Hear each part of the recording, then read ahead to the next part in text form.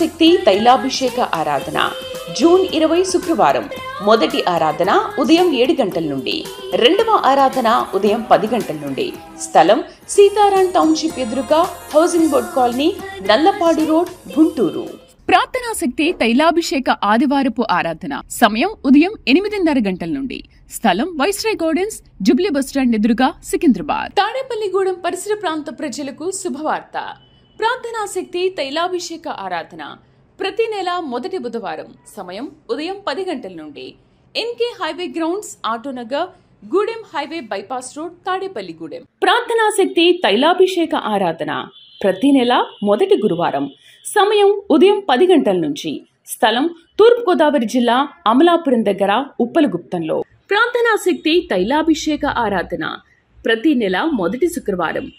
స్థలం Adabala gardens, L&T buildings పక్కన, Penkulapadu road, Palakollu. ప్రార్థనా శక్తి తైలాభిషేక ఆరాధన ప్రతి నెల మొదటి శనివారం. మొదటి ఆరాధన 7 గంటల నుండి 10 గంటల వరకు. రెండవ ఆరాధన 10 గంటల నుండి 1 గంట వరకు. స్థలం మేనిస్టెలా auditorium, పంటకాలువ road, NTR circle, Vijayawada. యేసయ్య నామములో మీకు వందనాలు తెలియపరుస్తా ఉన్నాను. ప్రియులారా, ఈ దినం కొరకు దేవుడు సిద్ధపరిచిన వాగ్దానాన్ని మనం స్వాధీనపరచుకుందాం. పరిశుద్ధ గ్రంథంలో నుండి హెబ్రీయులకు రాసిన పత్రిక 6వ అధ్యాయము 14 వచనం ద్వారా ప్రభు మిమ్మల్ని దర్శిస్తూ ఉన్నారు. Hebrew chapter 6 verse 14. 6వ అధ్యాయము 14 వచనం నోట్ చేసుకోండి. మరలా చెప్తున్నాను. హెబ్రీయులకు రాసిన పత్రిక 6వ అధ్యాయము 14 వచనం.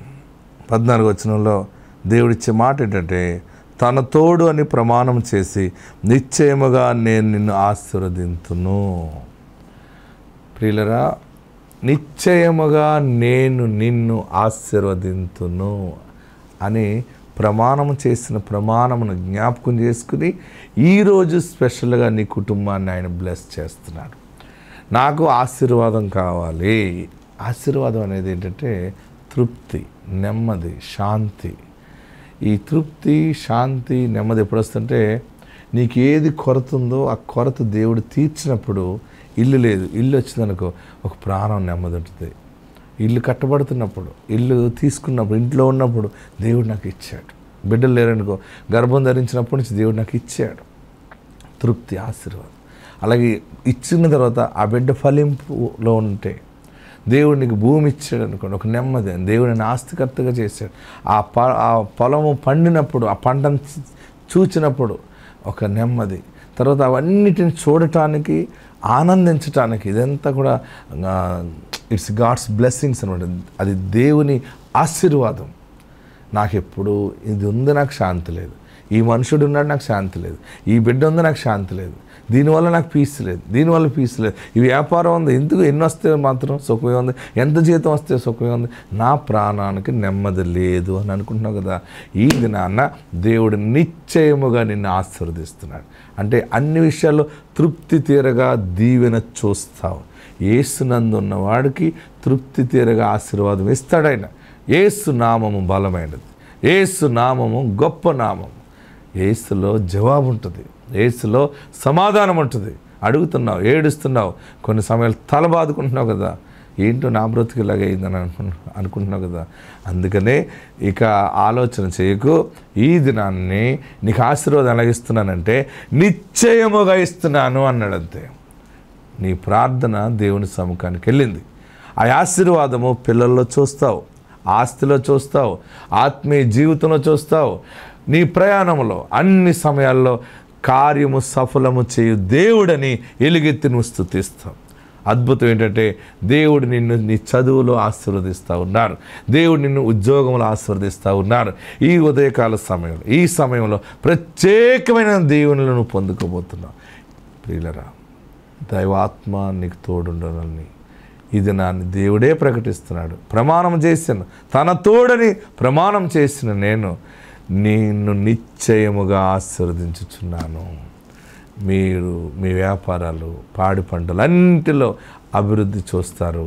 సంతోషమైన సాక్షిగా ప్రభువును గణపరుస్తారు. దేవుడు మిమ్మల్ని దీవించును గాక. ఆమేన్. వాక్య భాగాలకు వెళ్దాం. పరిశుద్ధ గ్రంథాన్ని మనం ధ్యానం చేసుకుందాం. పరిశుద్ధ గ్రంథంలో మనం చూస్తున్నప్పుడు బలమైన మాటను దేవుడు మనకు అనుగ్రహిస్తూ ఉన్నారు. లేవియకాండం 26వ అధ్యాయము 9వ వచనం ద్వారా 10వ వచనం ద్వారా ప్రభు మనతో మాట్లాడుతూ ఉన్నారు. లేవియకాండం 26వ అధ్యాయము 9-10 వచనాలు చదువుకుందాం. నాతో చదవండి. ఏలయనగా నేను మిమ్మల్ని కటాక్షించి మీకు సంతానమిచ్చి మిమ్మల్ని విస్తరింపజేసి నేను మీతో చేసిన నిబంధనను స్థాపించదను. మీరు చాలా కాలము నిలువై ఉన్న పాతగిలిన ధాన్యమును తినెదరు. కొత్తది వచ్చినను పాతది మిగిలియుండును. ఎంత గొప్ప దీవెన ఈ దినాన్ని దేవుడు మనకు ప్రకటించాడు. పరిశుద్ధాత్మ దేవునికి మహిమ కలుగును గాక. పరిశుద్ధాత్మ దేవుడు మీకు ఇస్తున్న మాట ఏంటంటే, మిమ్మల్ని కటాక్షిస్తున్నాడు, మీ కుటుంబాల్లో సంతాన అభివృద్ధి కలుగజేస్తున్నాడు, తర్వాత మీ సంతానమును విస్తరింపచేస్తాడు. హల్లెలూయా చెప్పండి. పిల్లలు లేరని అనుకుంటున్నావు కదా, బిడ్డలు నీ గర్భం నుండి రావటం నువ్వు అనుభవిస్తావు. నీ బిడ్డ గర్భవతి అవ్వటం నువ్వు విని సంతోషిస్తావు. నీ మనవలను ఎత్తుకుంటావు. నీ పిల్లలను నీవు ముద్దాడుతావు, చూస్తావు. నేను బ్రతుకుంటానా, నేను చనిపోతానేమో, నేను ఇంకా మనవలను చూడలేదు, ఆ మనవలను చూడలేదు, వీళ్ళని చూడలేదు, చూసి ఏం చేస్తావు? మన కోడలు అలాగందట, చూసి ఏం చేస్తావు అందట. చూద్దాం అనుకుంటున్నానే అందట, చూసి ఏం చేస్తావు? ఎప్పుడైనా కోడలు అత్తగారిని అంటుందన్నమాట, ఎప్పుడైనా నన్ను చూడాలని అనుకున్నావా? ఏమున్నా గాజున్నా గవ్వున్నా కూతురికే కదా నువ్వు పెట్టేది, నా బిడ్డగానే పెడతావా అందట. అలా కాదే, చూద్దాం అనుకుంటున్నాను. అదే చూసి ఏం చేస్తావు? కొందరు అనుకుంటారు ఈ బిడ్డను చూడాలి, మనవరాలను చూడాలి, మనవడిని చూడాలి. చూసిన తర్వాత మళ్ళీ ఇంకో కొత్త ఆశయం వస్తుంటే, ఈ మనవరాలు ఎప్పుడు పెద్ద మనిషి అవుతుందో, ఎప్పుడు మెచ్యూర్ అవుతుందో. ఒక్కసారి అలాగా ఆ కుర్చీలో కూర్చుని పాపిడి పట్టు అన్నీ పెట్టుకుని ఆ మనవరాలను చూడాలని ఉందమంట. పోన్లేని దేవుడు ఆయుష్ పెంచి అంతవరకు ఉంచాడు అనుకోండి. ఈ ఘట్టాన్ని అక్షంతలు వేసాక ఏమంటుంది? పెద్ద కొడుకు బిడ్డకిచ్చితే ఎంత బాగుంటుంది. దీన్ని నా ఎదురుగుండా మీరు మాట్లాడుకుని ఒక మాట అనేసుకోండి. కూతురు బిడ్డకిచ్చి పెళ్లి చేయి, లేదా కొడుకు బిడ్డకిచ్చి పెళ్లి చేయి. దేవా అవసరమైతే ఈ పెళ్ళి కూడా చూసేలా నాకు ఆయుష్ పెంచు. ఎప్పుడైనా తరుగుతుందా కోరిక? అయితే ఈ దినము దేవుడు ఇస్తున్న మాట ఏంటంటే, నువ్వు చూస్తావు, నీ పిల్లల శుభకార్యాలు కూడా చూస్తావు. అంటే నువ్వు చావవు. ఏంటి? ఆయుష్ ఉంది, ఆరోగ్యం ఉంది, ఏ తెగులు నీ సంతోషాన్ని ఆటంకపరచలేదు. ఆమెన్. ఏలయనగా నేను మిమ్మును కటాక్షించి మీకు సంతానమిచ్చి మిమ్మును విస్తరింపచేస్తాను. మళ్ళీ ఆ పిల్లలకి పిల్లల్ని ఇస్తాడు. తర్వాత గొప్ప నిబంధనను దేవుడు స్థాపిస్తున్నాడు. దేవుడు మీ కుటుంబంలో గొప్ప కార్యము చేస్తారని మాట ఇచ్చాడు కనుక నెరవేర్చి దానిని స్థాపిస్తాడు. నిజంగా పుడతారా ఏమో, పుడితే ఎప్పుడో పుట్టాలి, ఇప్పుడు పుట్టట్లేదు. ఇంకా డాక్టర్ కూడా చెప్పాడు, నా భర్తలో ఏదో ప్రాబ్లం ఉందంట, నాలో ఏదో ప్రాబ్లం ఉందంట, ఇంకా మెడిసిన్ కూడా పనిచేయదంట, ఎవరినైనా పెంచుకోమన్నారు అని బాధపడుతున్నావేమో. లేదు, దేవుడు 100% నీకు బిడ్డల్ని ఇస్తాడు. దేవుడు నీ కుటుంబంలో గర్భఫలం ఇస్తాడు, స్వాస్థ్యం ఇస్తాడు. కుమారులను యెహోవా అనుగ్రహించు స్వాస్థ్యం. ఆమెన్. మనకు దేవుడు తప్పక గర్భఫలం ఇచ్చి స్థిరపరుస్తాడు. నీ బిడ్డలకి ఎలాంటి ఆశీర్వాదం ఇస్తాడంటే, ఈ నెల నుండి అక్కడ రాశాడు, చదవండి 10వ వచనం. మీరు చాలా కాలము నిలువై ఉన్న పాతగిలిన ధాన్యమును తినేదరు. కొత్తది వచ్చినను పాతది మిగిలి ఉండును. ఆమెన్. ఇక మీదట ఆశీర్వాదం ఎలా ఉంటుందంటే, పాత ధాన్యాన్ని తింటారు. ఆశీర్వాదం అనమాట అది. పాత ధాన్యం తినాలంటే వారు కొంచెం గొప్పవారుగానే ఉండాలి. పాత ధాన్యం లేని వారు ఏం చేస్తారంటే, పేదవాళ్ళు ఏం చేస్తారంటే, ఎప్పటికప్పుడు తెచ్చుకున్నటువంటి ధాన్యమే, పనికెళ్ళిన ధాన్యమే అది ఉడకబెట్టుకుని తింటారు. దాన్ని ఆడించుకుని తింటారు. కొత్త బియ్యం తినడం వల్ల కడుపుని పట్టుకుంటుంది. కొత్త ధాన్యం తిన్న వారికి చాలా ఆరోగ్య సమస్యలు తలెత్తుతాయని పూర్వం పెద్దలు ఏం చేసేవారంటే ముందు సంవత్సరం ధాన్యము పెద్ద గాదిలో పోసేవారు. ఎందులో పోస్తారు? గాదిలో పోసి ఒక సంవత్సరంన్నర పాటు అది మగ్గుతుంది అనమాట. ఆ దాది గొప్ప ఔషధముగా మెడిసిన్గా తయారవుతుంది. బాగా గమనించండి, మీకు అర్థం అవ్వాలని చెప్తున్నాను. ఆ డెలివరీ అయిన తర్వాత బిడ్డ పుట్టిన వెంటనే ఆ బాలింతకి పెట్టే భోజనము పాత బెల్లం, పాత బియ్యం, ఇవన్నీ ఎందుకంటే ఆ బలహీన పడిపోయిన బిడ్డ తొందరగా బలం పొందుకోవాలి. ఎందుకంటే ఆ బిడ్డని కన్నది కనుక ఆ తల్లి శరీరంలో ఉన్నటువంటి బలమంతా శిశువుగా బయటకు వచ్చేసింది కనుక ఆమె మళ్ళీ వెంటనే రికవర్ అవ్వాలంటే పాత బియ్యము పాత బెల్లము పెట్టాలని పెద్దలు కూడా ఎంతో పరిశోధన చేస్తారు. ప్రియులరా, పాత ధాన్యము తినటం వల్ల ఏమవుతుందంటే ఆరోగ్యము కలుగుతుంది. పాత ధాన్యం తినటం ఏంటంటే మీ జీవితంలో సమృద్ధికి సూచనగా ఉన్నది. ఈరోజు ఆశీర్వాదం ఏంటంటే పాతది మీరు ఇంకా అనుభవిస్తూ ఉండగానే కొత్తది వస్తుంది. కొత్తది వచ్చినప్పుడు కొత్తదాన్ని ముట్టుకోకుండా పాతది తింటూ ఉండగానే కొత్తది వస్తూనే ఉంటుంది. వచ్చింది వచ్చినట్టే ఉంటుంది. అంటే నీ జీవితంలో నిలువ నీవు చూస్తావో, ఆశీర్వాదం చూస్తావో. ఇంకా ఎగ్జాంపుల్ మీకు చెప్పాలంటే, ఒక నెల జీతం వచ్చింది అనుకోండి, ఈ సంవత్సరం పంట పండింది అనుకోండి, ఇది తింటూ ఉండగానే దేవుడు మరలా నీకు ఇంకొక జీతం ఇస్తాడు. ఒక నెల జీతం వచ్చిందంటే, ఇప్పుడు ఎవరికైనా జాబ్ చేస్తున్నప్పుడు వచ్చిన జీతం 1-2 రోజుల్లో అయిపోతూ ఉంటాయి, 3 రోజుల్లో అయిపోతాయి. తెచ్చిన డబ్బులు వెంటనే అయిపోతాయి. క్యాష్ వస్తుంది, పాల బిల్లు కట్టాలి, నీళ్ళు బిల్లు కట్టాలి, ఇంటి బిల్లు కట్టాలి, హాస్పిటల్ కట్టాలి, డోక్రా కట్టాలి. ముందు డోక్రా కట్టకపోతే అందరూ కట్టారమ్మా నువ్వు కట్టలేదంటే అందరి ముందు అడుగుతుంది. ఎంత సిగ్గు బాబోయ్ అని ముందే జాగ్రత్త చేస్తారు. ఏదైనా వచ్చిందంటే డోక్రా పట్టిపోతుంది, అన్నీ పోతాయి, దరిద్రం అంతే. హల్లెలూయా చెప్పండి. పాతది తిన్నా కొలిది ఉంటుంది, కొత్తది వచ్చినా పాతది మిగిలి ఉంటుంది. మీకు నెల డబ్బులు అయిపోతున్నాయి కదా, వారం రోజులు అయిపోతాయి, 10 రోజులు అయిపోతున్నాయి అనుకోండి. అయ్యో మళ్ళీ నెలంతా ఎలా తినాలి, ఎలా బ్రతకాలి, ఎంత ఆదాయం సరిపోవట్లేదు అంటున్నావు కదా, ఇన్కమ్ సరిపోవట్లేదని ప్రార్థనలు ఏడుస్తున్నావు కదా. దేవుడి దినాన్ని నీ పట్ల గొప్ప ద్వారము తెరుస్తూ ఉన్నాడు. వచ్చిన పంట, వచ్చిన జీతము, ఆదాయము, నువ్వు అన్నీ కొనుక్కుంటావు, అన్నీ అనుభవిస్తావు.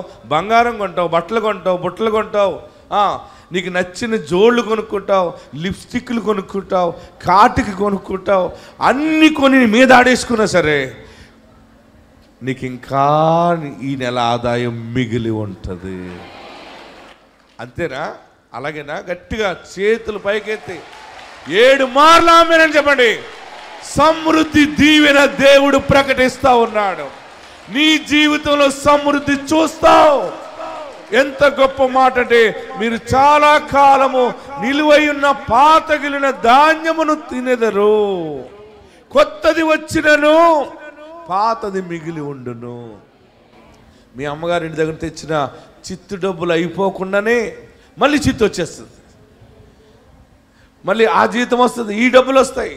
లేవో అని ఏడుస్తున్నావు కదా, దేవుడు తన సేవకుడి ద్వారా నీతో మాట్లాడుతూ ఉన్నాడు. పాతది వస్తుంది, అది ఇంకా ఉండగానే కొత్తది వచ్చేస్తుంది.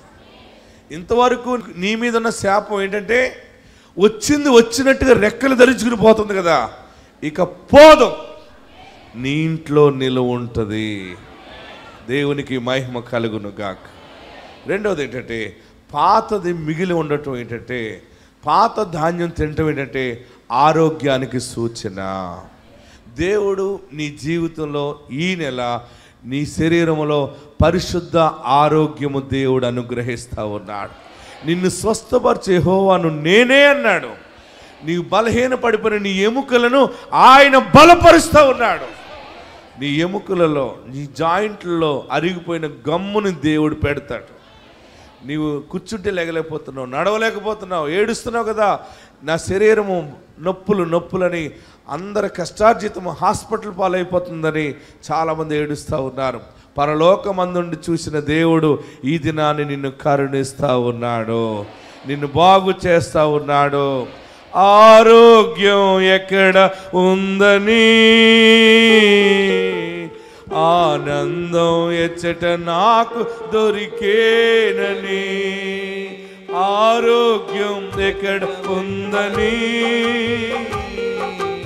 ఆనందం ఎచ్చట నాకు దొరికేనని, జగమంతా తిరిగాను జనులందరిని అడిగాను, జగమంతా తిరిగాను జనులందరిని అడిగాను, చివరికది నీలోనే కనుగొన్నాను ప్రభు, చివరికది నీలోనే కనుగొన్నాను. ఎంత మంచి దేవుడవయ్యా యేసయ్యా, చింతలని తీరేనయ్యా నిన్ను చేరినాకు, చింతలని తీరేనయ్యా నిన్ను చేరినాకు. సంతోషం ఎక్కడ ఉందని సమాధానం ఎచ్చట నాకు దొరికేనని, సంతోషం ఎక్కడ ఉందని సమాధానం ఎక్కడ నాకు దొరికేనని, బంధువులను అడిగాను స్నేహితులను అడిగాను, బంధువులను అడిగాను స్నేహితులను అడిగాను, చివరికది నీలోనే కనుగొన్నాను ప్రభు, చివరికది నీలోనే కనుగొన్నాను. ఎంత మంచి దేవుడవయ్యా యేసయ్యా, చింతలని తీరేనయ్యా నేను చేరినాకు, చింతలని తీరేనయ్యా నేను చేరినాకు. హల్లెలూయా, గట్టిగా హల్లెలూయా చెప్పండి. చాలా కాలము నిలువై ఉన్న ధాన్యమును మీరు తినేదరు అంటే ఆరోగ్యము కూడా కనబడుతుంది. మరొకటి ఏంటంటే చాలా కాలం నుండి నువ్వు కనిపెట్టుతూ ఉన్నావు కదా, ఇలా జరిగితే బాగుండు, అలా జరిగితే బాగుండు, దేవుడు నా జీవితంలో ఎప్పుడు జరిగిస్తాడా, ఆ వాగ్దానం ఎప్పుడు నా జీవితంలో నెరవేరుస్తాడా అని 1000 కళ్ళతో చూస్తున్నావు. చూసావా, చూసి చూసి చూసి జరగదేమో అనుకుంటున్నావు కదా, దానిని నీవు అనుభవంలో అనుభవిస్తావు, సాక్ష్యమును అనుభవిస్తావు. కొత్త వాగ్దానం వస్తుంది, కొత్త ఆశీర్వాదం వస్తుంది, కానీ ఇంకా పాత ఆశీర్వాద సాక్ష్యాలు చెప్తూనే ఉండగా దేవుడు ద్వారములు తెరుస్తాడు. ఆమేన్. పాతది తిని ఉండగానే కొత్తది వస్తుంది, అయినా పాతది ఇంకా మిగులు ఉంటుంది. దేవుడు నాకు ఇచ్చిన వరమును బట్టి మీ అందరికీ ప్రకటించమన్న మాట ప్రకటిస్తున్నాను. ఈ నెల ఈ దినము నుండి మిగులు మీరు చూస్తారు.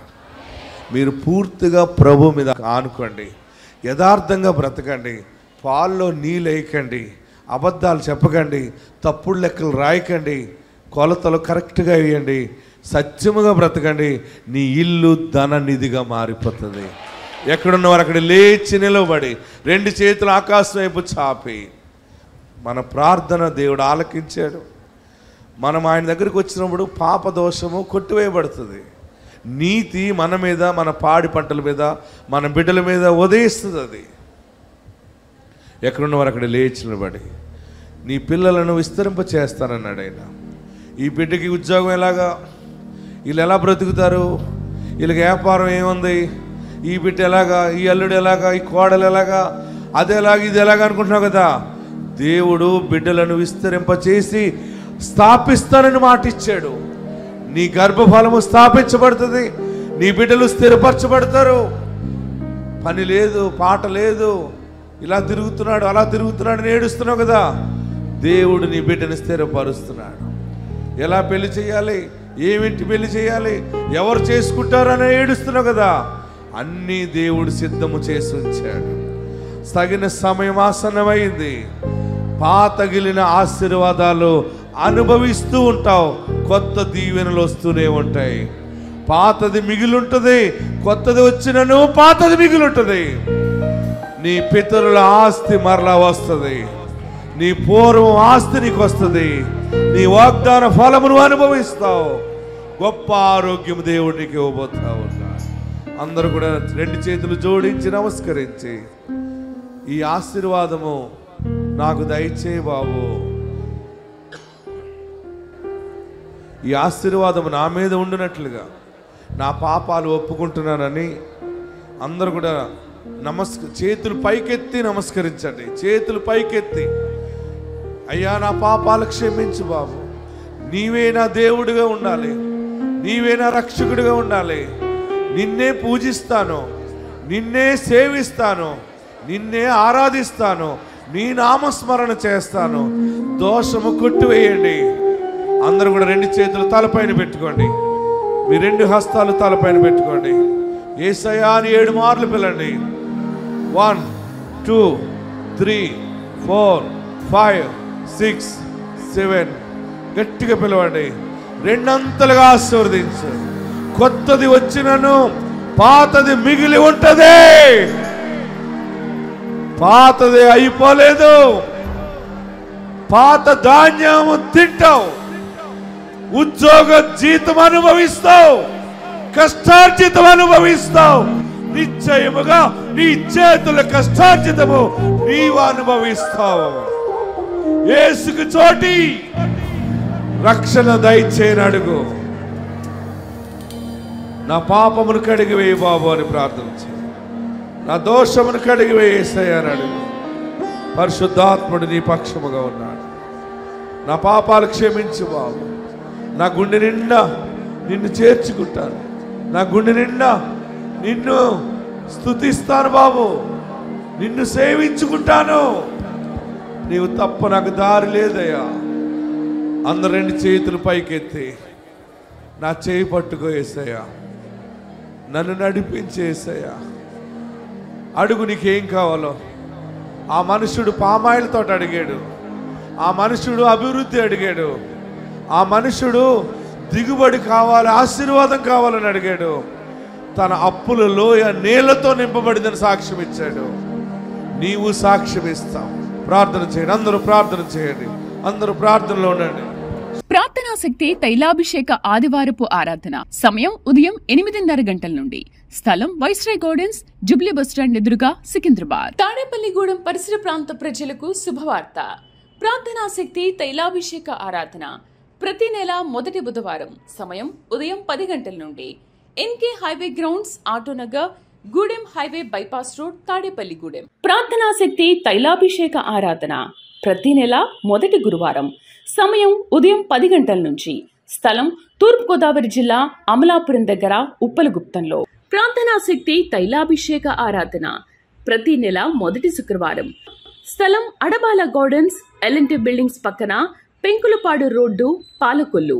ప్రార్థనా శక్తి తైలాభిషేక ఆరాధన ప్రతి నెల మొదటి శనివారం. మొదటి ఆరాధన 7 గంటల నుండి 10 గంటల వరకు. రెండవ ఆరాధన 10 గంటల నుండి 1 గంట వరకు. స్థలం మేరీస్టెల్లా auditorium, పంటకాలువ road, NTR circle, Vijayawada. Ruthamma, వీరు కర్నూలు జిల్లా నుండి ఇక్కడ నంద్యాల తైలాభిషేకానికి వచ్చారు. గతంలో హుసేనయ్యకి ఆరోగ్యం బాగలేనప్పుడు వారి ఇంటి పక్క వారు ఈ ప్రార్థన శక్తి గురించి వారికి చెప్పడం జరిగింది. వారు టీవీలో వాక్యం విని ప్రార్థన చేసుకుని ఏకీభవించినప్పుడు వారికి ఆరోగ్యం వచ్చిందని వారు చెప్తున్నారు. వీరి సాక్ష్యం ఏంటంటే, వీరికి వివాహం జరిగి 21 సంవత్సరాలు అయింది. అయినా సంతానం లేక ఎన్నో అవమానాలు, మాటలు పడ్డారు. ఎంతో బాధపడుతూ ఉండేవారు పిల్లల కోసం.